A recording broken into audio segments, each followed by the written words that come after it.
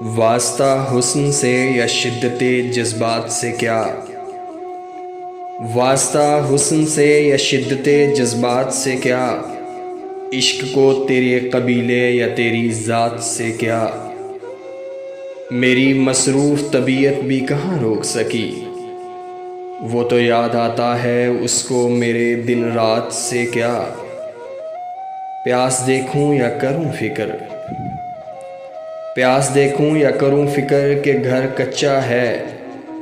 سوچ میں ہوں کہ میرا رشتہ ہے برسات سے کیا،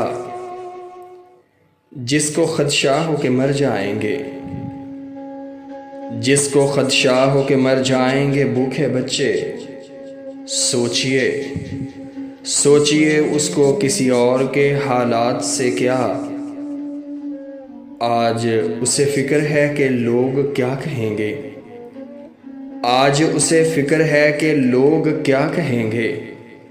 کل جو کہتا تھا مجھے رسم و روایات سے کیا، واسطہ حسن سے ہے یا شدت سے جذبات سے کیا،